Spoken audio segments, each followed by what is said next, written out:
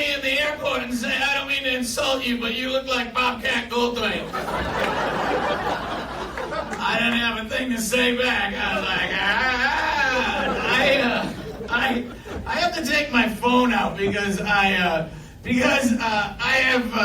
hearing aids, and I bought Bluetooth hearing aids, not knowing that I bought Bluetooth hearing aids. Yeah, I'm rich, and the first night I had them in, I accidentally butt dialed my friend Charlie. So I'm doing my show, and I hear, "Hey man, what are you doing?" What am I doing? Who is that? I thought I'd be retired by now, man. Well, I'm a VHS comedian living in a TikTok world, man. I also thank you for coming. You're a nice crowd, nice size. Thank you. I appreciate that. And let's hear it for Steven and Maddie, huh? All right. When I do a show, I request the club to give me a diverse opening act and feature, and well, they really went out of their way this time. If Steve's gay, that would check all the boxes.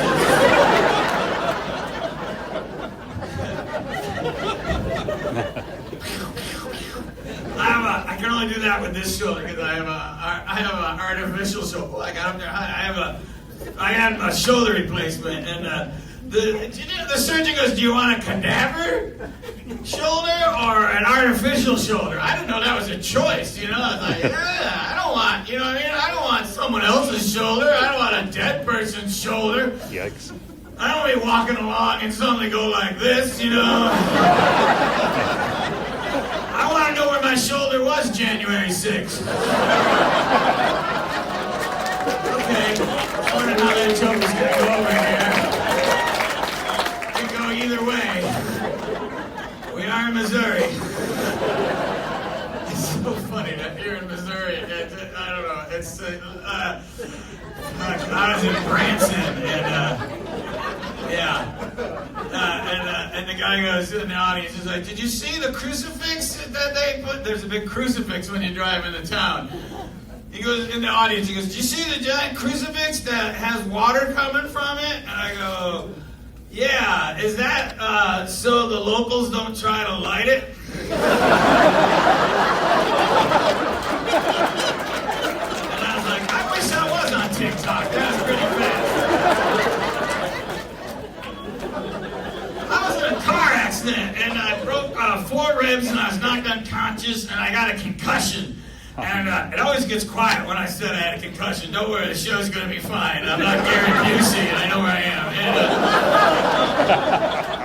And I woke up in the hospital. Oh, I woke up in the hospital and I was on morphine. And I've been sober for decades, and that was fucking awesome, man. That was great. That was a free lapse, you know what I mean? I don't have to start over or get new chips or anything. And it was funny because I'm such an addict. When I woke up, I was like, oh, man, I knew I was high. I was like, I gotta get in more car accidents. This is fucking sweet. And because I was unconscious for so long, the doctor was concerned. And he goes, "Do you know where you are?" And I was in Georgia. I was in Atlanta. And I'm like, no, I didn't know where I was. I go, I don't know where I am. He goes, okay, that's all right. What year is it?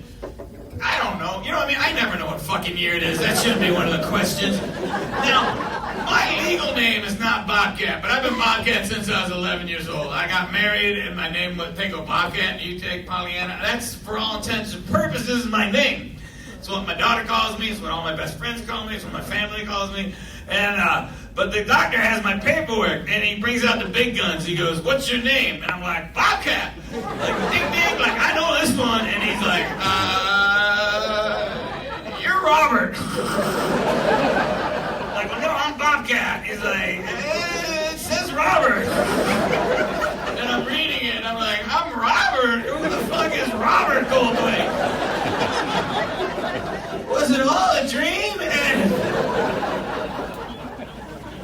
so they took me to the MRI, and the MRI technician's like, just take it easy, just try to relax. It takes about an hour. Every 10 minutes, I'll check on you, see how you're doing. Okay, he goes, some people get claustrophobic. Just take shallow breaths. Don't take deep breaths. I go, I have broken ribs. I really can't take deep breaths. He goes, well, just relax. And as he's loading me into the machine, he goes, hey, are you Bobcat Goldthwait? And I go, that's what I've been trying to tell him. He goes, I do an impression of you. And I'm in there going, oh, fuck, is he going to do an impression of me? And sure as fuck, I get out, he's like,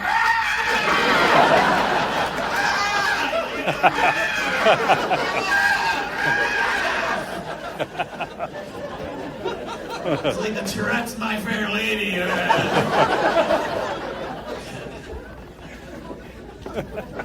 So there was a whistleblower on the floor of the Congress, and he said that the United States government has a crashed UFO that it's not telling us about. And he also said inside the crashed UFO is alien DNA.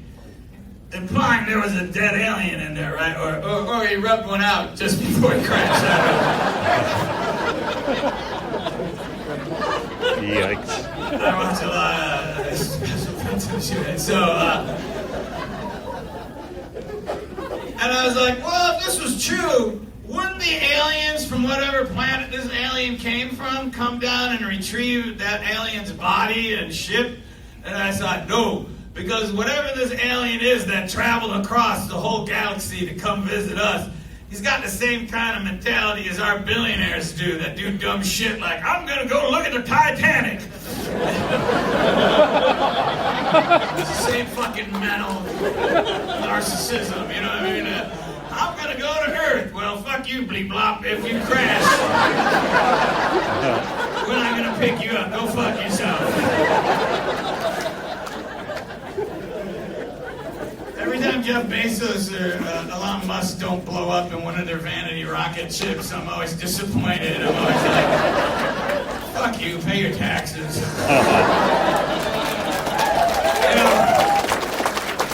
if Jeff Bezos wanted to know what it was like to be in a cramped quarter having to urinate in a container, he could just work in his warehouse. His warehouses. I don't think he has one. I fucked that one up. All right.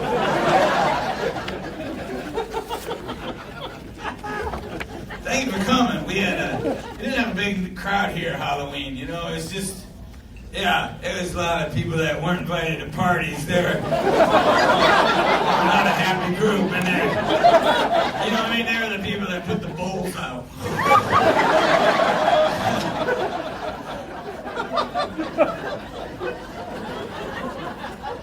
When I was a kid, I grew up in central New York, Syracuse. It would snow every Halloween, and you'd have to wear your winter coat, and no one would know what the fuck you were. You know what I mean? You'd be like, "What are you, little man?" I'm, you know, lady, don't make me open my jacket. It's fucking freezing. I'm dying, and my nuts are on my chest. This is gonna be.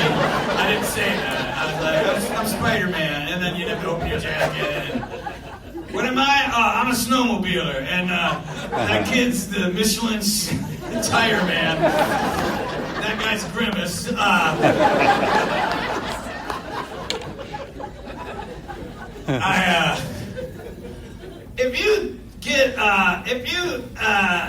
If you're a kid and you die in America, the number one reason is you die because you get shot. It used to be car wrecks, and before that it was cancer, but now it's a kid gets shot. And nothing's being done to stop this at all, because you can't monetize it. You can't make any money off of curtailing school shootings. But I have an idea that could slow it down, and we would make some money. Like, you know how you have to have deer permits? You know, deer license? Oh, no. I think we should have school children permits, you know? Not all year. Like summer school, right? Those kids aren't going anywhere.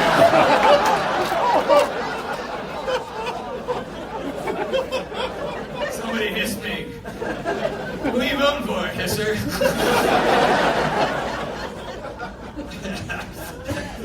This next joke's dark. I was doing a show, and this drunk guy in a wheelchair kept yelling up. This is a couple months ago, and he kept yelling up during the show. He's like, "Fuck Joe Biden!" Kept yelling it up. "Fuck Joe Biden!" And I go, "Why? Did he run over your legs?" I did say that. I don't think I'm an ableist because I treated him as equally as shitty as I treat any heckler. Boy, I have a lot of courage when I was on a 2.5-foot stage with no access ramp.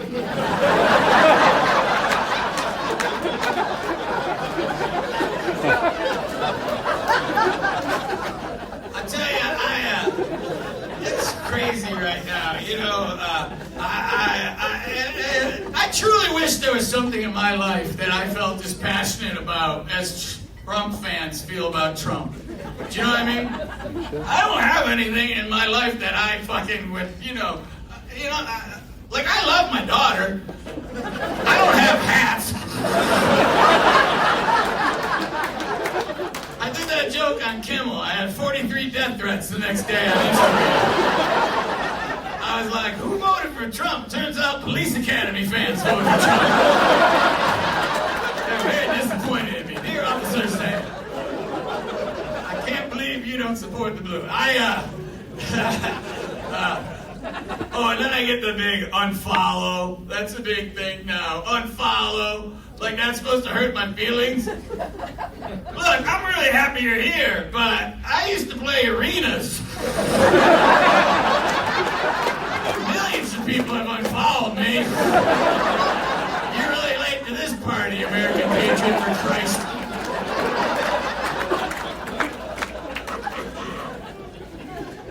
Well, I'm gonna, here's a story. Just don't repeat this one, because I haven't asked my daughter permission if I can tell it yet. My daughter is a costume designer. She's 37 years old, and I'm very proud of her. If you saw that TV show, Somebody Somewhere, Somebody Somewhere, Bridget Everett on HBO, she does the costumes for that, or My Old Ass is a movie right now she did the costumes for. She did the costumes for the Joe Perry show. Yeah, so she's very successful. I'm very proud of her. But just don't tell the story, because I haven't asked her permission. We're a nation of finks. We can't wait to get each other in trouble. Do you know what I mean? Like, if audiences could show some restraint, Bill Cosby would have never went to prison. I'm not pro Bill Cosby, relax. Google my name and Bill Cosby and see what comes up, because in an interview, Patton Oswalt said, Bobcat Goldthwait has been saying Bill Cosby's a rapist on stage for 20 years. And I have. I just didn't know it was true.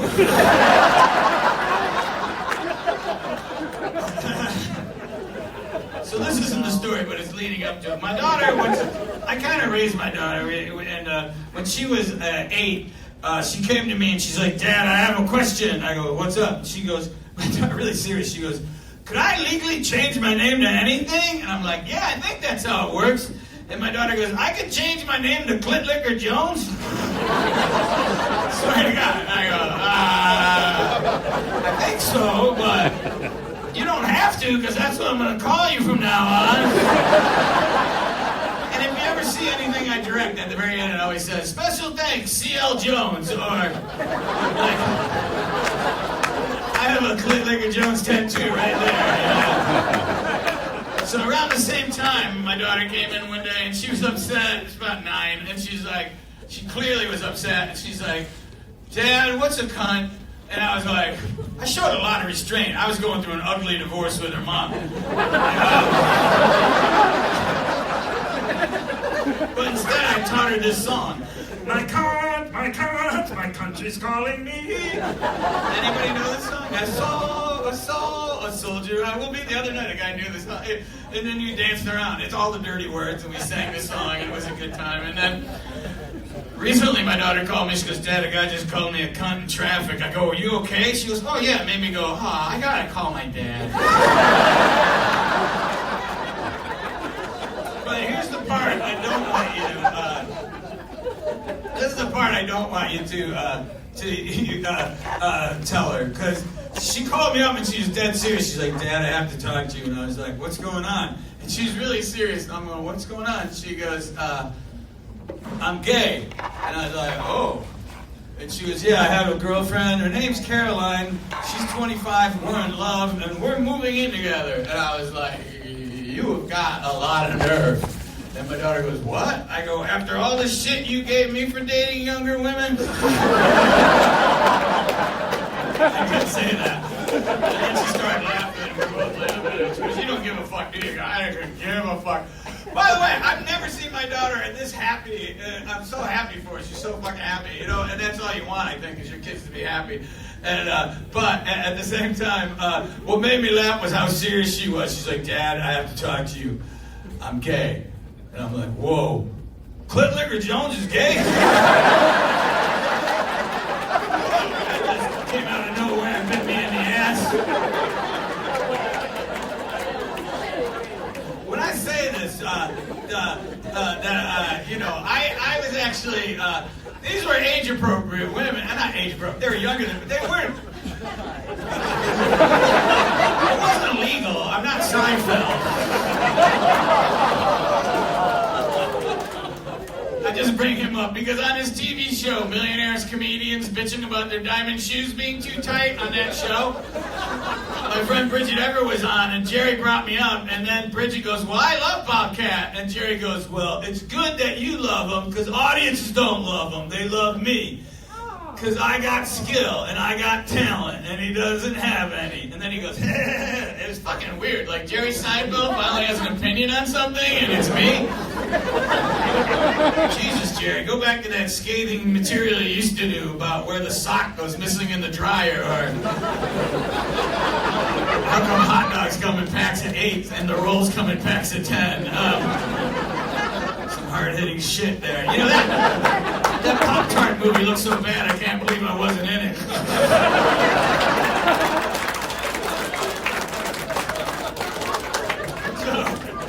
So Jerry, you know, I was like, why is he mad at me? And I had to think really hard, and I'll tell you why.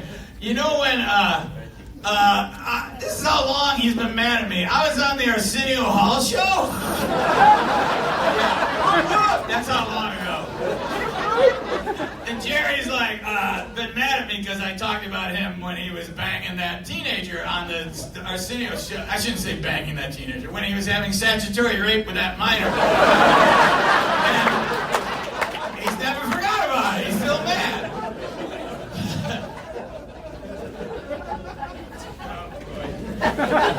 Him calling me out is like two old gunslingers. Like, I'm retired. I'm not into the celebrity bashing business, but he dragged me back into it again, you know?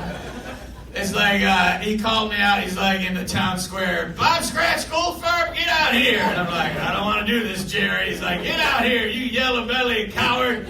And I come out and put my guns on, and I go, draw. And this is what he did say. He goes, the reason you do that dumb character, that's the only way you can make people laugh. And I'm like, I haven't done that character in 20 years, but you haven't written a joke in that long. And then he hasn't. Go to the tapes. And sure talks about writing comedy. He doesn't bust any of that shit out, though. So,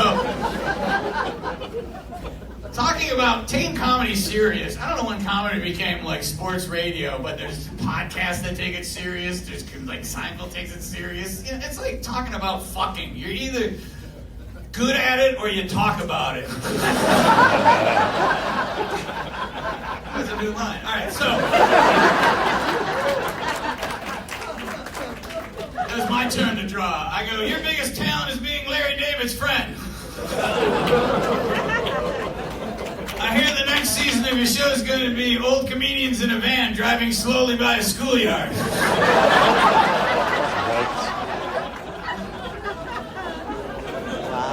For you younger folks that aren't familiar with me, I was arrested in the 90s because I set the Tonight Show on fire when Jay Leno was the host. It was arson because I brought lighter fluid and a lighter. That made it premeditated. I learned a lot about the legal system through this whole thing. 4 years of probation. Oh, and Leno was screaming at me. You know that part of the Tonight Show where they thank you for coming on and the music playing? Leno was screaming at me like, what the fuck is wrong with you?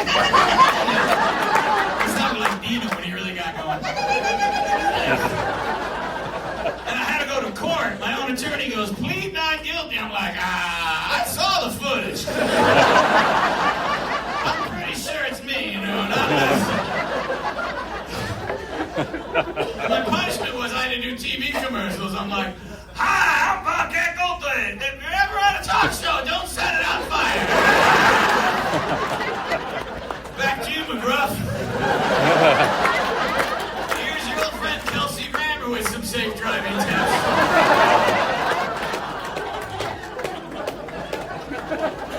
It's funny that I set that show on fire because later on I was directing the Jimmy Kimmel show. I did that for 3 years. And one day I came to the set to direct the show, and Grover was one of the guests. And Grover was just laying on the stage floor, and his legs were all akimbo, and he looked fucking weird. You know what I mean? He was just flat. Grover the Muppet. I don't know why I said Grover the Muppet. Like you're going, Washington or Cleveland, but Grover the Muppet. And I said to the puppeteer, I was like, yo, that's fucking up my shit big time. Can you put Grover on? And he puts Grover on. And he goes, hi, Bobcat. And in my head, I'm like, Grover knows my name. It was the most starstruck I've ever been in my life. It turned into that Chris Farley show sketch where Chris would be talking to Paul McCartney like, remember when you were in the Beatles? That was cool. And I'm talking to Grover like, Grover, remember you were near, and then you were far.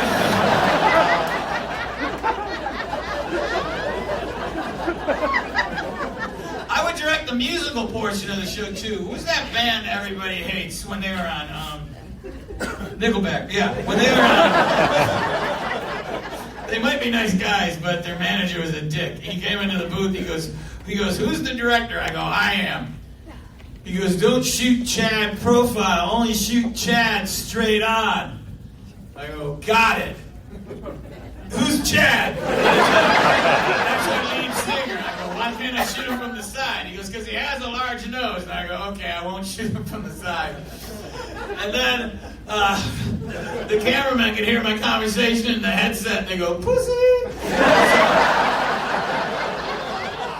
If you've ever seen the Kimmel show, the band does 2 songs, and during the second song, the show goes off the air. So they're doing the second song, and I'm directing camera 6, camera 2. And I said to the assistant director, I go, Kathy, tell me when I have 10 seconds left. She goes, okay, camera 4, camera 5, and then she's like, 10 seconds, and I go, shoot the nose. On my daughter's life, swear to God. 7 cameras zoomed in on the daughter. I made a nose montage, 6, 5, 1, 3, 4, 7, 2. And then we're off the air, and the crew goes, hey man, were we supposed to do that? They go, what are we going to do now? I go, I'm getting in my car.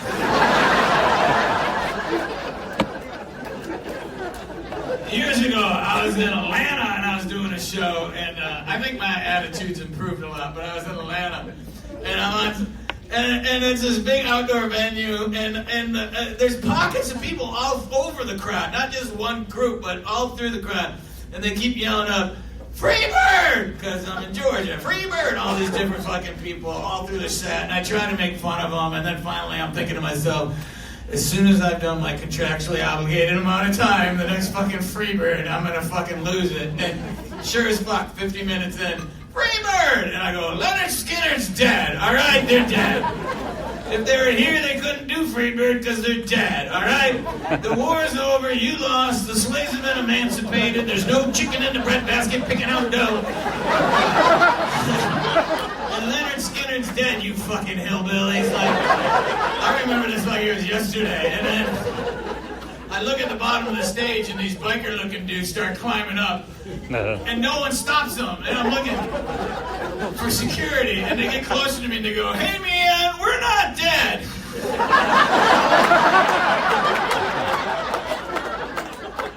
It was the surviving members of Leonard Skinner. I was like, well, oh, you know what I did say? I go, Tony, get in the car. My friend Tony, he was the American Tourister gorilla. Remember that commercial with the guy in a gorilla suit? That was my friend Tony, no biggie. And Tony he would go to malls dressed as a gorilla because they were paying him to do that when he wasn't doing the commercials, but he's also a comic. So Tony was flying with me. He's a comic. We were flying out of Canada, and the customs officials going through our luggage, and they find in Tony's luggage a stretched out black unitard that he wore under the gorilla suit. He didn't have the gorilla suit with him, but he had the unitard, and he had been chafing. It was August, and he weighed 300 pounds, so he was putting a lot of baby powder in his taint. Swear to God, the guy, his ball sweat had made little tiny white rocks.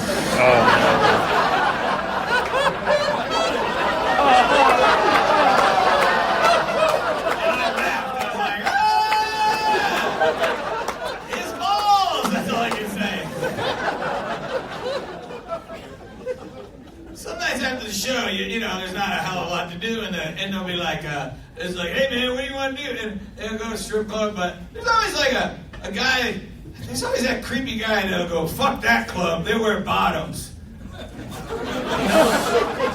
mean, I know you gotta go in another state, but you know what I mean? They're like, I have enough of imagination that a woman in a G-string does it for me. I don't need to go, I think she's hot, but I really need to see up her clam right now. I know I said clam, relax. All genitals aren't awesome. I'm telling you, male or female. If you had never seen one, again, male or female, and you were walking down the street and one was on the side of the road, you go, what the fuck is that? You would be like, I gotta put that in my mouth. If they look good through evolution, they'd be on our faces by now. It would be how we met each other, do you know what I mean? It'd be like, hey, can I buy you a drink? No, I'm waiting for my friends. I woke up the other night and my cat, Robert Smith, was making biscuits on my nuts. You know how cats make biscuits? Yeah, but he was making them on my nuts, and he was under the sheet, and I didn't know what the fuck was going on. I thought I was scratching my nuts, and then when I was fully awake, I'm like, my balls are haunted. I don't know what's going on. And I pulled the sheet off, and I scared Robert, and his claws went right into my balls. It didn't hurt. I'm 62. These are not taut young man balls. There's a lot of skin down there. It was just weird. He was stuck. He couldn't get unhooked. He looked like he was pulling taffy in a carnival or something.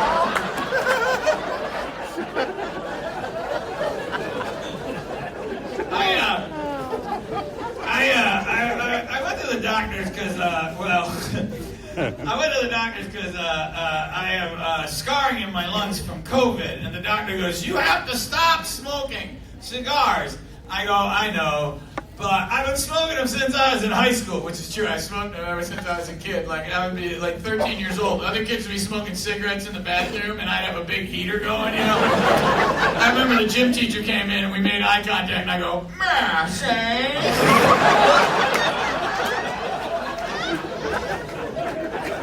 She goes, you have to stop.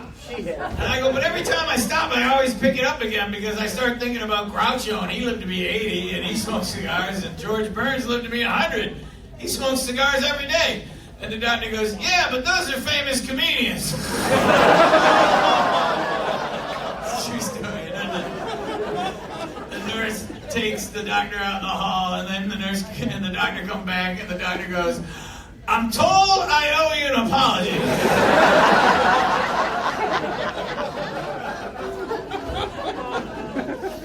Another time I was leaving the doctor's office and the receptionist, now I wear these glasses, I guess they're kind of douchey, but they're prescription, but I have rose-colored lenses. And the receptionist goes, I really like your glasses.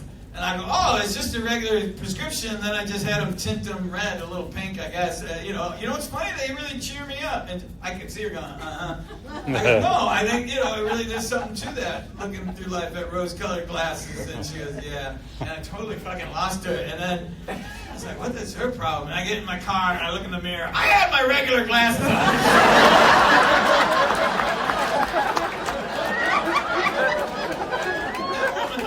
Crazy.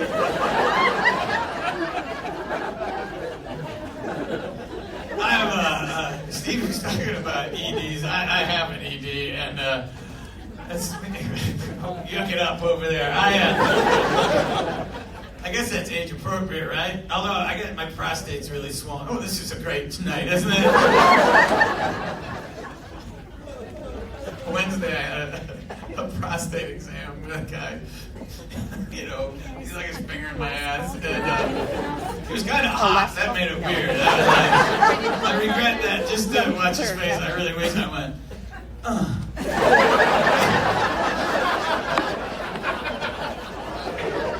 This really did happen. I didn't do that, but this did happen. This just happened Wednesday. He goes, I need to look at your penis. So I turn around, and he kind of tugs at it a little bit, and he goes, I swear to God, he goes, perfect. And I go, I knew it!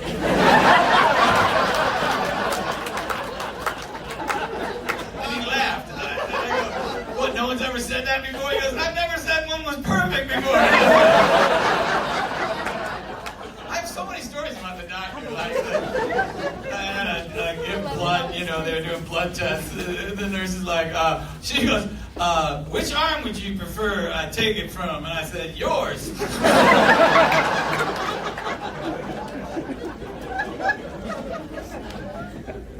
So they prescribed me with Viagra, and it doesn't work like how, you know when Popeye's in a jam and he needs big muscles right away. He has the he has spinach and it gives him muscles.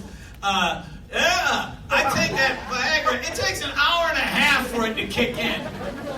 An hour and a half. That's how long it takes for it to work on me. An hour and a half. I don't know what the fuck I'm going to be doing in an hour and a half. I don't know if I'm going to be awake in an hour and a half.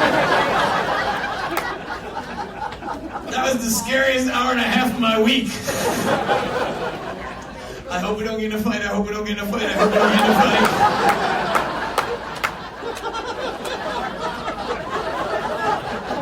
She'd be like, honey, what are you doing? Oh, I just emptied the dishwasher and cleaned the cat litter box. Called your mom, told her I love her. Why? But that person and I broke up, actually. Happy to say I no longer have a erectile. No, that's true. I woke up, I was so happy when I had a heart-on, and it wasn't a pee heart-on. It was I'm chasing my new partner around the house. I'm like, look at me, I'm a real boy.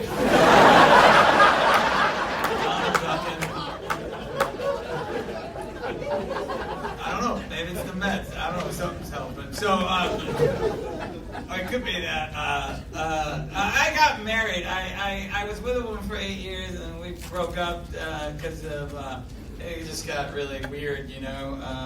She just all in, you know. I would call her Blue Anon, you know, just how there's QAnon nut jobs. She's like a Blue Anon. I go, you're posting things that are anti-Semitic. And she said to me, who says that? I go, my Jewish friends. And she goes, can I have some names? And I go, you know, Jewish people really don't like to have their names on lists.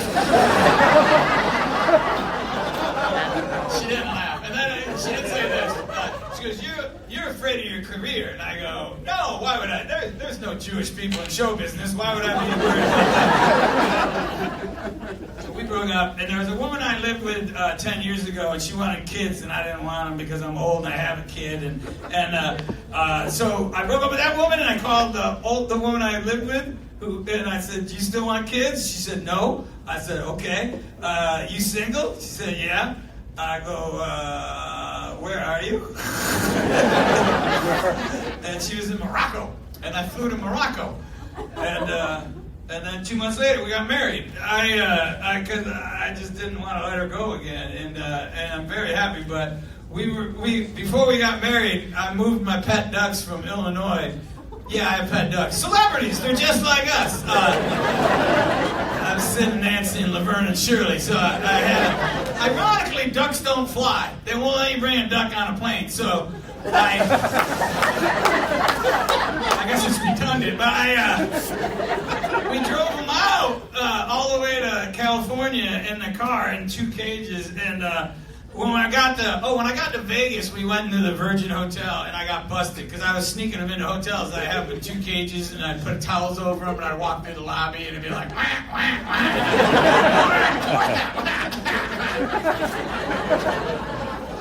But we got busted at the Virgin Hotel, and the guy goes, sir, we don't allow ducks. We don't allow ducks in the hotel. I go, oh, so there's a standing duck policy? And I was mad. And then I walked away, and then I turned around and I go, you know, I could come here with 4 sex workers in cages, and you would help me bring them up to my room. You people are duckists. My wife, I hadn't married her yet, and we were in like this 4 Seasons on the road. It was a really nice hotel, and I got the ducks are in the bathtub, like a nice claw tub. It was really nice. They were having a great time. Oh, I took Sid out. He's getting too horny, and I put him in the shower. But so I take all the ducks out, and I'm putting them back in the cage, and I go to her. I go, hey, isn't that weird? This cage has 1 door, and this cage has 2 doors. And she's cleaning duck shit off a very expensive carpet, and she looks up and she goes, yeah, that's what's weird. So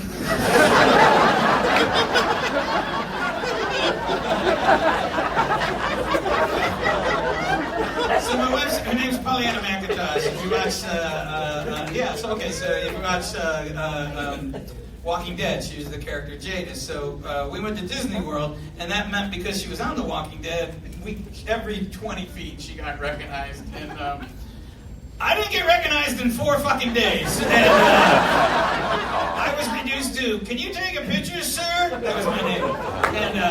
And finally, if you go to Disney World, there's a Chinese theater there with celebrities' names in concrete and their footprints. My footprints are in that concrete with my name. I actually took my shoes off, and I went, what a coincidence. My feet fit perfectly right in here. And this one guy goes, are you Bobcat Goldthwait? I go, sir, would you leave me alone? No, I didn't. I was like really excited. I go, yeah. And I go, do you want a picture? And he's like, yeah, okay.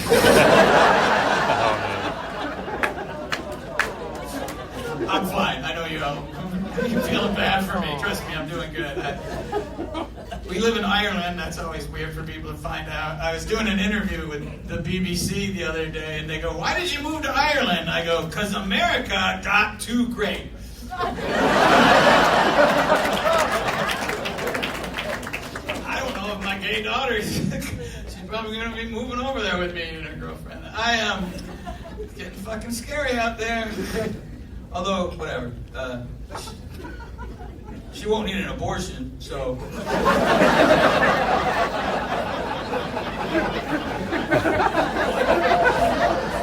Maybe she'll live in this hellscape that we're calling the United States. All right, so. Here we go, ladies and gentlemen. I'm going to build to a peak. You probably don't think I have it in me, but hang on. I'm going to blow your asses through your faces. My daughter and my stepson and we were scuba diving, and we were in Hawaii, and there was an instructor and 3 other people. And when you're underwater, scuba diving, you can't talk to each other. You know, you're always going like this. It's not the white power sign. You're just seeing if you're okay. And then this like the instructor would go this, and that meant turtle, and he points, and then we all swam over to the turtle, and we all got to swim with the turtle. It was really cool. We didn't touch it. Signs all around Hawaii. Do not molest the turtles. Now, I think do not touch the turtles would have sufficed. But clearly someone got weird with a turtle one day. And they had to change all the signs. Your Honor, I thought Donatello had given me consent.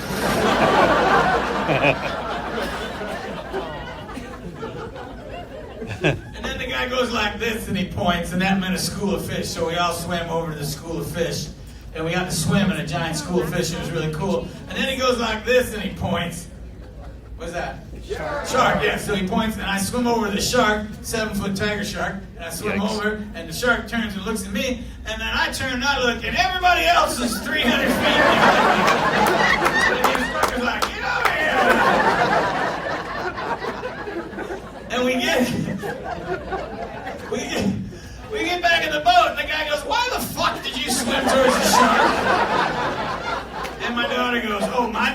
know he's been swimming towards the shark his whole life. This is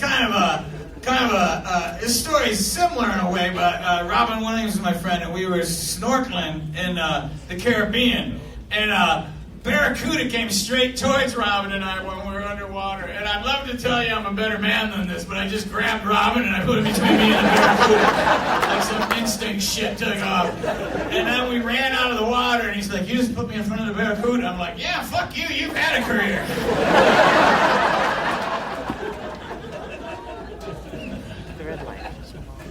He had a thing called Lewy body dementia, which I like people to know because I think people want to make it about themselves, and they think he died because he was depressed. He took his own life because he had a disease that was mistaken for Parkinson's, so he was given the wrong drugs. He had a lot of people that loved him. He had a lot of friends. He had family. He had people that cared about him.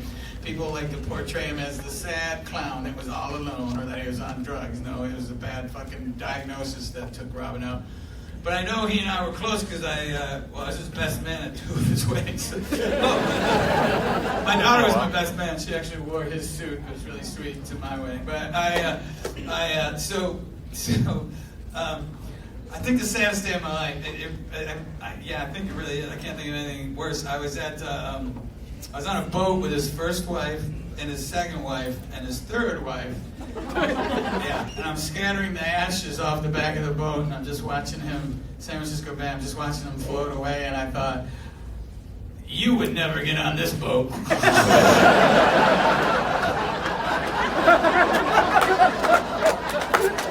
was like, I'm going to jump in there with you, buddy. And I know he and I were close because I spent a lot of time with him bored. I don't think you can imagine that. But I'd be bored. He'd play Call of Duty for hours on end. And I'd be like, is this really all we're doing today? You know, and he's cursing. And I go, how old are these people you're playing? And he's like, I don't know, 10, 12. So I love that there's adults now that are going, I'm pretty sure the genie from Aladdin called me a cocksucker when I was a kid. Because he did. I think Mrs. Doubtfire told me to eat her fuck.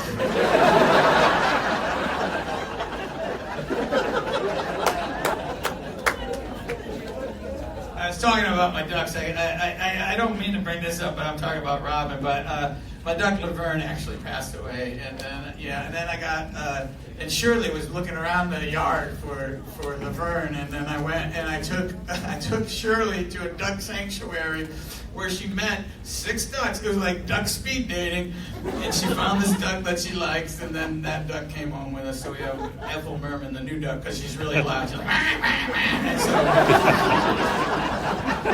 but I came home, and I don't know who did this, but I came home after being married, and I was looking through the wedding gifts, and somebody put, I was like, oh, what is this, a vase? And I don't know, someone put her ashes in with the wedding presents. Laverne's ashes. I was like, fuck. You know, here's the thing. I love that duck. I don't eat meat. I'm a vegan. You don't get this body putting shit in it. And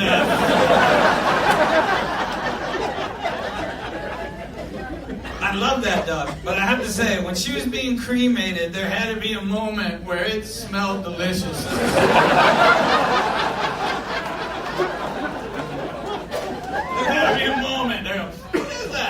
Schnauzer, that's really...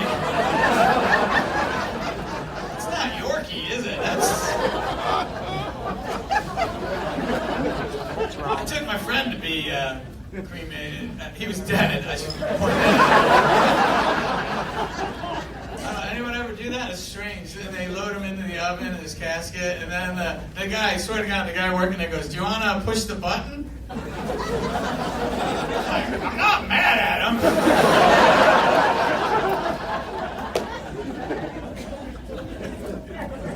I'm going to tell my favorite story. And again, I appreciate you coming out. Please tip the wait staff. They're a little understaffed tonight because you were so nice that so many of you came out. So I appreciate that.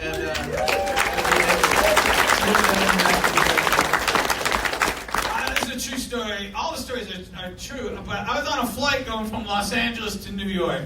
And midway through the flight, the engine blew up on the plane I was in. It was like, and that's not the noise it made. Clearly, I'm not the black guy from Police Academy who makes funny noises.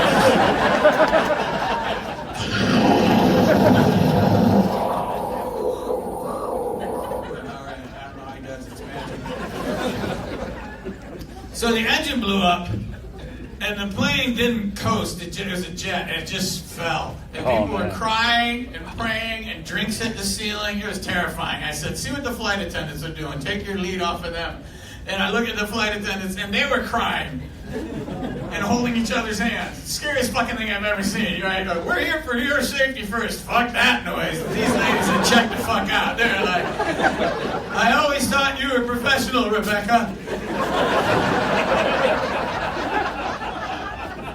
By the way, I got ambushed by TMZ. And they stuck a camera in my face, and they go, hey, Bobcat, they're rebooting Police Academy. Don't you think the original cast should be in it? I was like, no. Then they go, why not? I go, because a lot of us are dead. I said, if you're going to reboot it, they should do what they did to 21 Jump Street, make it a comedy this time.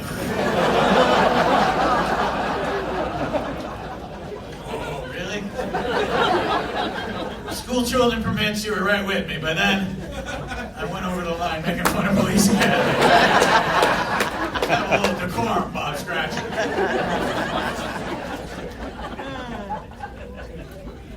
The plane was careening towards the earth. Sorry, I had to get rid of my goat.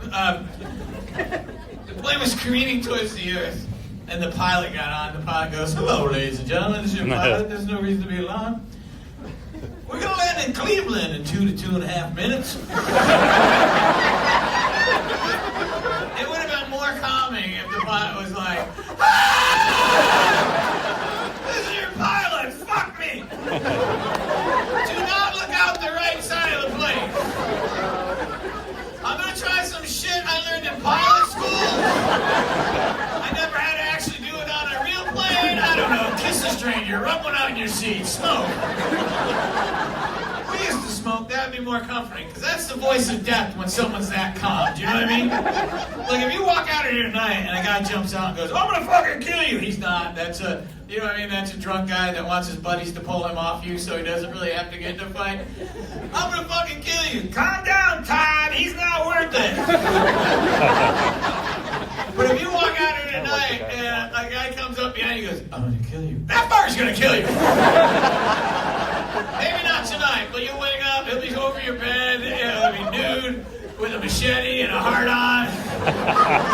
He's waited the hour and a half.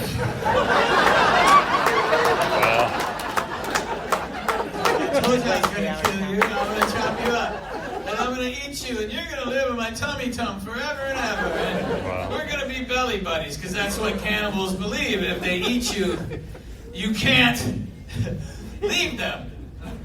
All right, there's a flaw in that logic, but who am I to quibble with a cannibal? Like, Jeffrey Dahmer was chill. He didn't go around going, I'm gonna eat you, ah! He was like, does this rag smell funny to you? Thanks for bringing him home, officer. You know how naked Asian boys are, they wander off.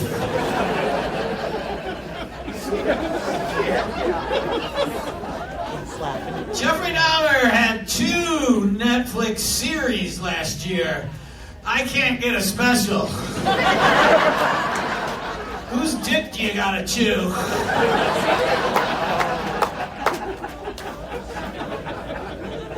Now, here's the part of the story where I lose some people. The other people on this flight was a good portion of the United States Special Olympics team. That was who was on the flight. Oh, no. I can't change it, so get more comfortable. It was 35 men and women in red, white, and blue running suits with medallions. So if it wasn't the Special Olympics team, it was a really big hip-hop group with Down syndrome. And as the plane was careening towards the earth, the pilot got on, and the pilot goes, hello, ladies and gentlemen, this is your pilot. There's no reason to be alarmed. When we land in Cleveland, the runway will be covered entirely in foam. At the very end of the runway will be a fire truck. And I thought, oh, this is the end of my life. I'm dying. And the plane was quiet. And then one guy in the back of the plane went, fire truck! And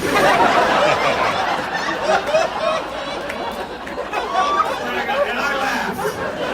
And no one else did. I'm like, come on, fuck you, fire truck.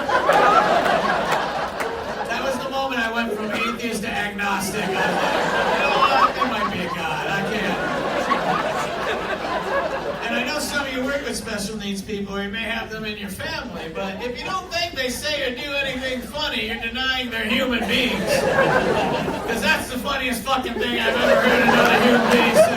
Hey, you guys have been great. Thank you so much.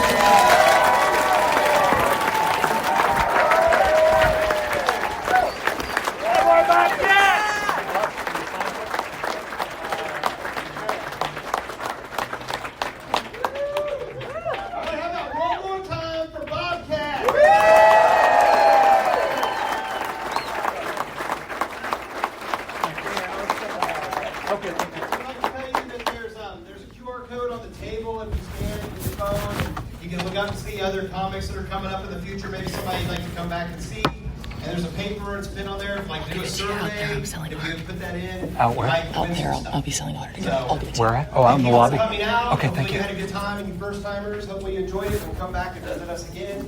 So everybody, drive safe. Have a good night.